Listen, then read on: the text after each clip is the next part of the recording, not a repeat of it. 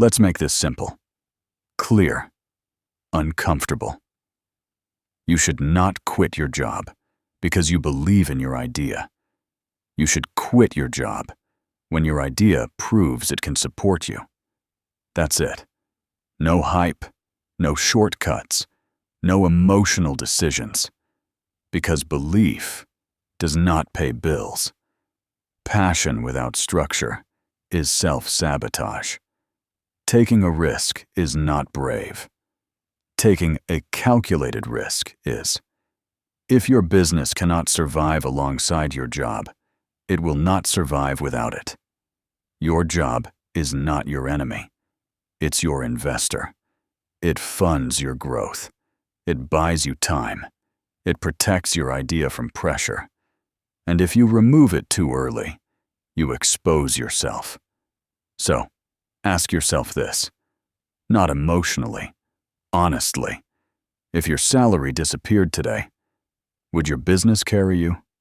Not someday. Not in theory. Now. Because if the answer is no, then you're not stuck.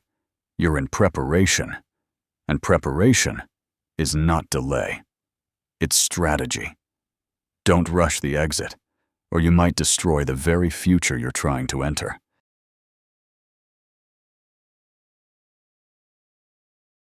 If you quit your job too early, your dream business might die before it even has a chance to live. Not because your idea is bad. Not because you're not smart. Not because you didn't work hard enough. But because you misunderstood one thing: timing. And what makes this dangerous is, nobody warns you about it. In fact, most people encourage you to do the exact opposite of what actually works. They tell you to take the leap, to burn the boats, to go all in. And it sounds powerful. It sounds brave. It even sounds right. But what if I told you that same advice has quietly destroyed more dreams than it has ever created? And if you're thinking about quitting your job right now, you need to hear this before you make a decision you can't undo. Let's slow this down for a second, because this isn't just theory. This is you. You wake up in the morning, and before your feet even touch the ground, there's already a weight sitting on your chest. It's not physical, it's mental. The kind of weight that comes from knowing you're about to repeat a day you don't truly want. You check the time. You already feel late, even when you're not. You rush through your routine. Brush, bath, dress.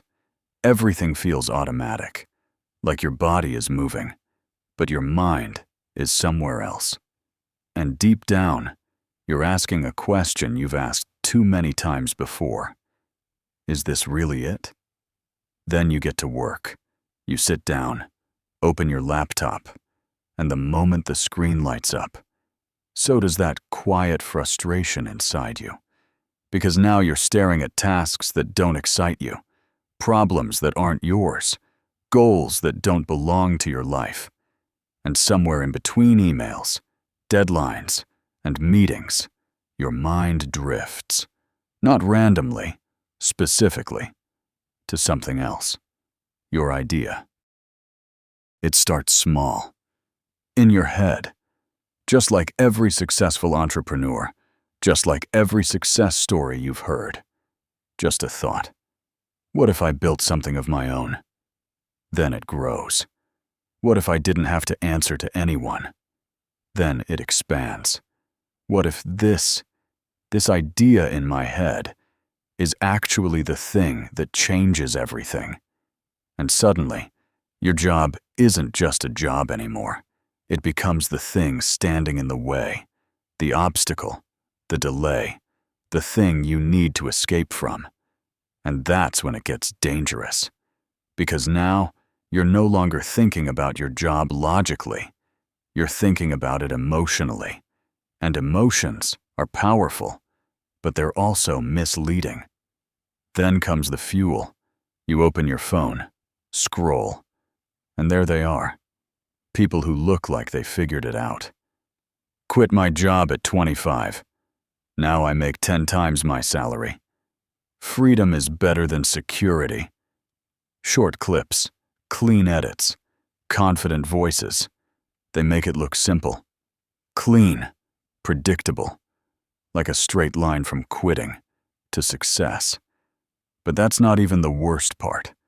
The worst part is, they don't show you what happened in between. What happened in between is where most people lose everything. Let me tell you about Tunde, because Tunde was exactly where you are. Same thoughts, same frustration, same hunger for more. Tunde worked a decent job, nothing special, but stable, predictable, safe.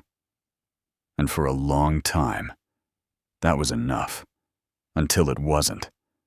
Because once that idea entered his mind, everything changed. His idea wasn't random. He had thought about it, refined it, imagined it in detail.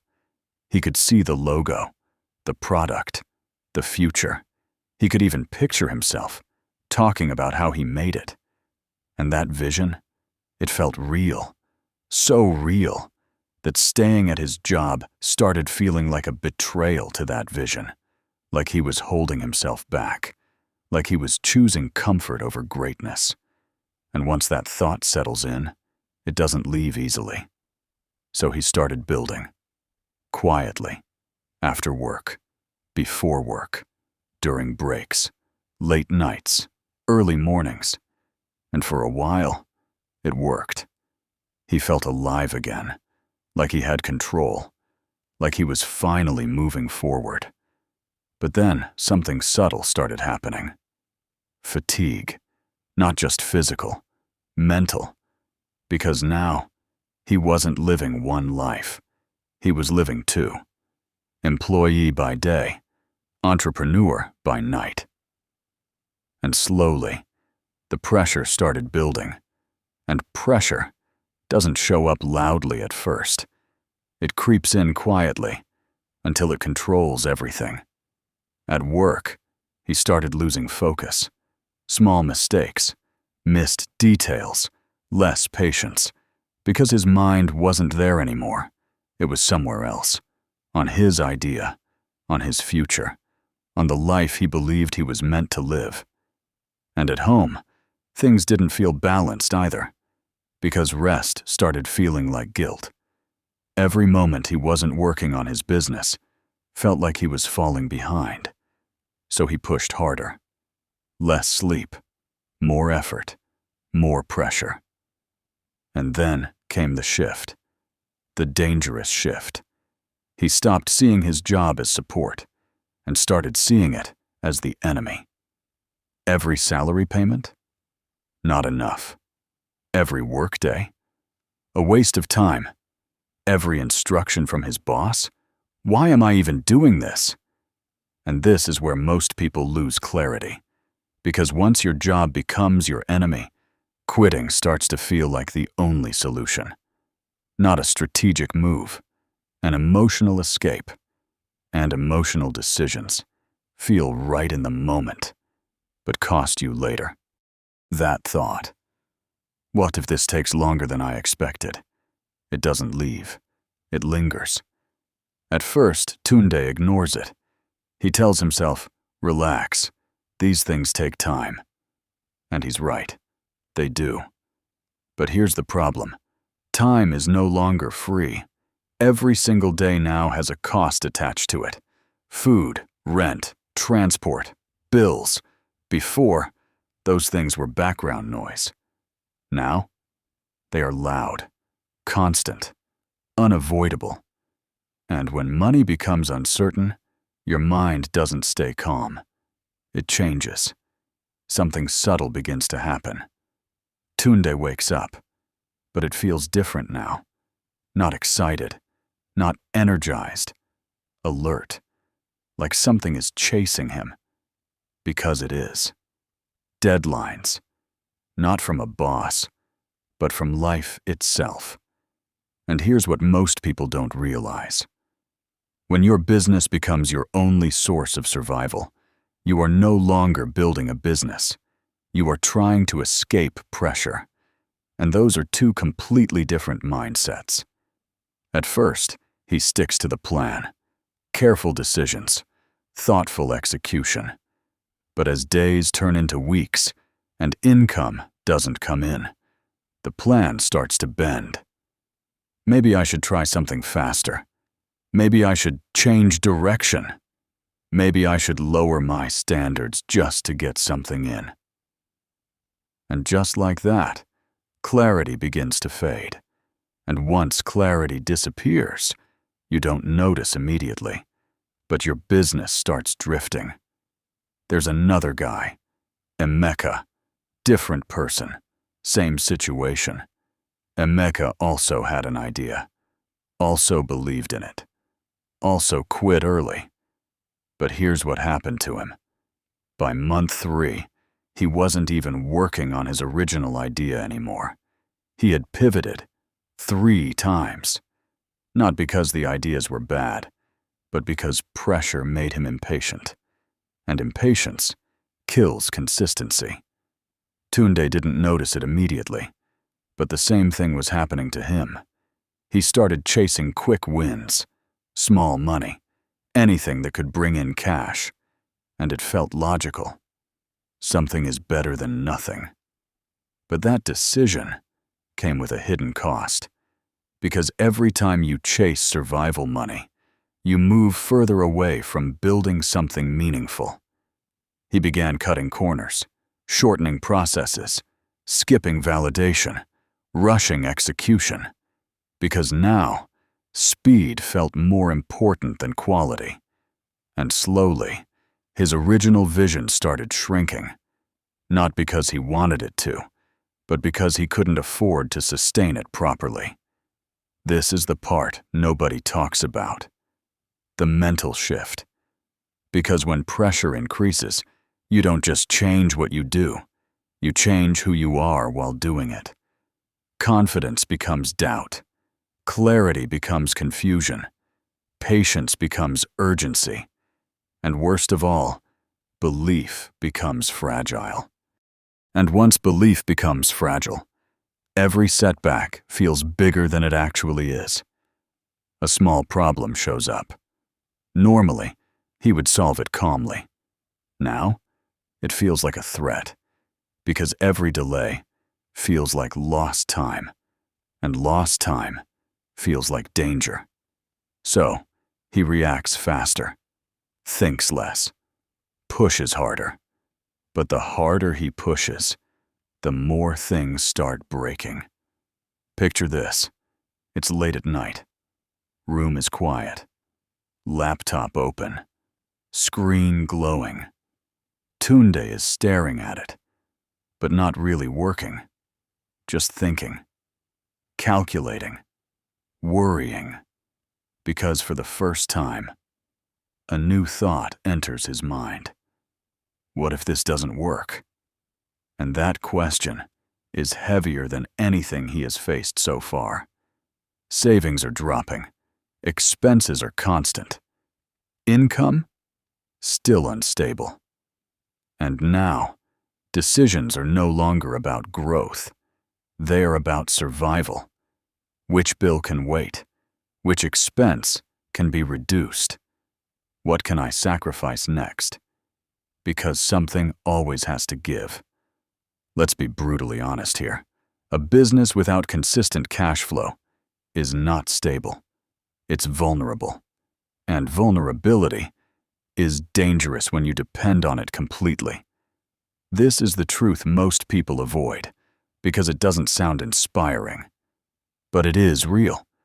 There are people who never recover from this phase, not because they lack talent, but because the pressure forces them into bad decisions, repeatedly. And those decisions compound. 1 mistake becomes 2. 2 becomes 5. 5 becomes collapse. Not dramatic, not loud, just slow, quiet failure.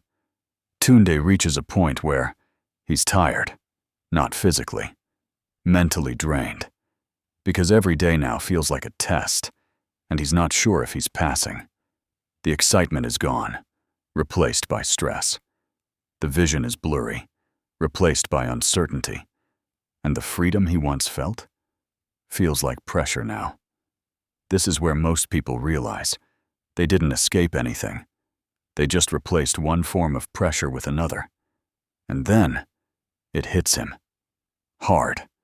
His job was never the problem.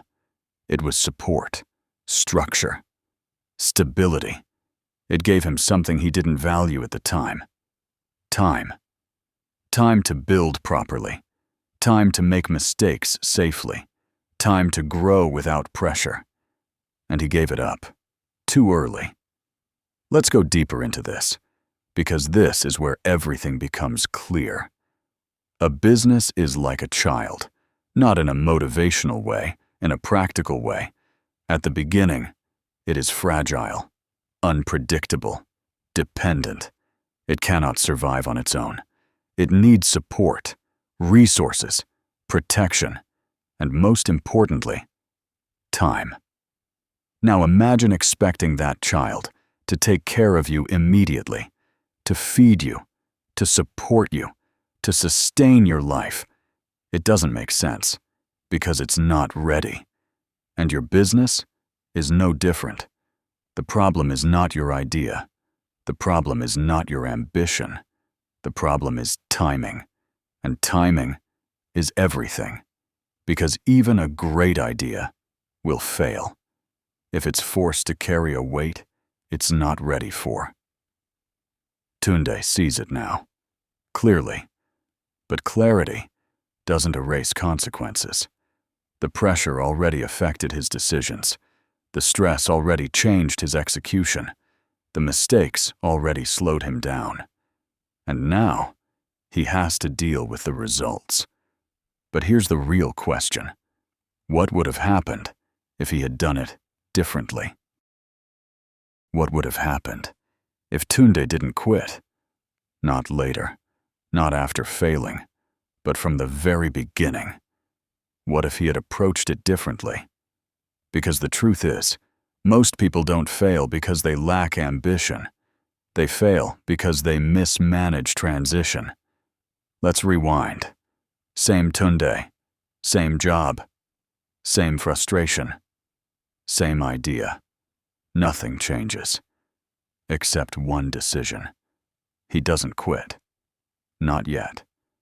And at first, that decision feels wrong. It feels slow.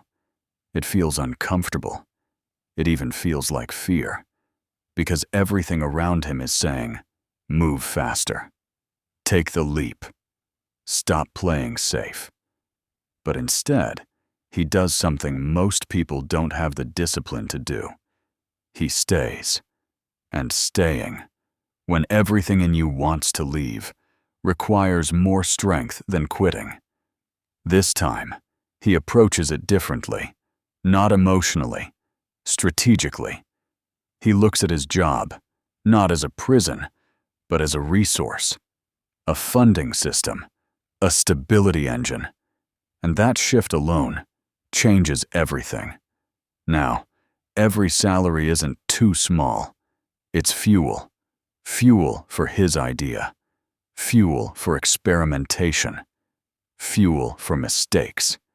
Because now, mistakes don't cost survival. They cost learning. And that is a completely different game. When you are not desperate, you think clearly. When you think clearly, you execute better. When you execute better, your chances increase. This is what most people never experience, because they jump too early and enter the game at a disadvantage. But Tunde?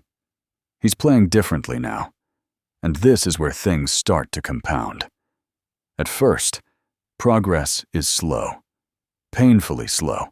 No big wins, no viral success, no sudden breakthrough, just small steps, small improvements, small lessons. And this is the phase where most people quit, not their jobs, their ideas, because it doesn't feel exciting anymore. It feels like work, late nights again. But this time, not rushed, not pressured, just focused.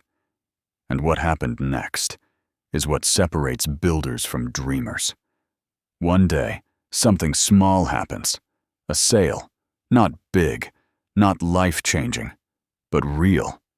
Then another, and another.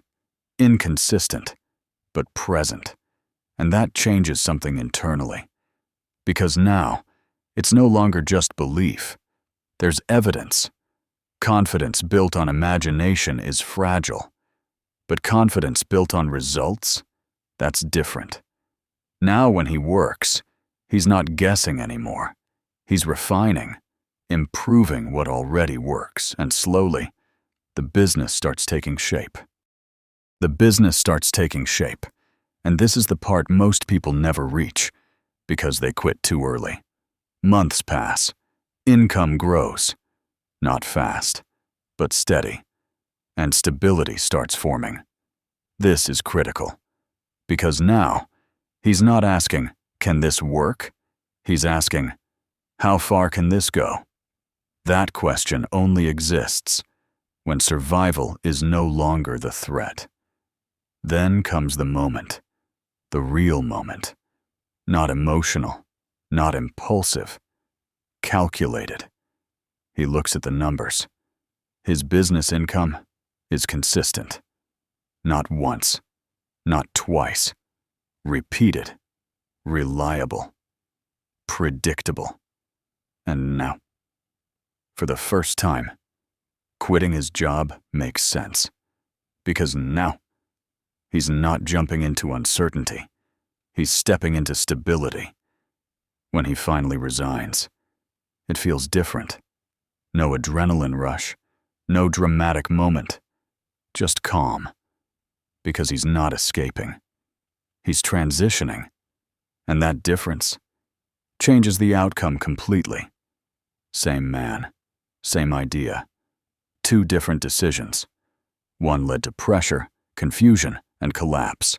The other led to clarity, control, and growth. The difference, not talent, not luck, not even effort. Timing. And timing is the one thing you cannot afford to ignore. Let's make this simple, clear, uncomfortable. You should not quit your job because you believe in your idea. You should quit your job when your idea proves it can support you. That's it. No hype, no shortcuts, no emotional decisions. Because belief does not pay bills. Passion without structure is self-sabotage. Taking a risk is not brave. Taking a calculated risk is. If your business cannot survive alongside your job, it will not survive without it. Your job is not your enemy. It's your investor. It funds your growth. It buys you time. It protects your idea from pressure. And if you remove it too early, you expose yourself, not to opportunity, but to unnecessary risk. So before you make that decision, before you write that resignation letter, before you take that leap, pause, not out of fear, but out of intelligence, because the goal was never just to leave your job. The goal was to build something that lasts. So, ask yourself this, not emotionally, honestly. If your salary disappeared today, would your business carry you? Not someday. Not in theory. Now. Because if the answer is no, then you're not stuck. You're in preparation. And preparation is not delay. It's strategy. Don't rush the exit, or you might destroy the very future you're trying to enter.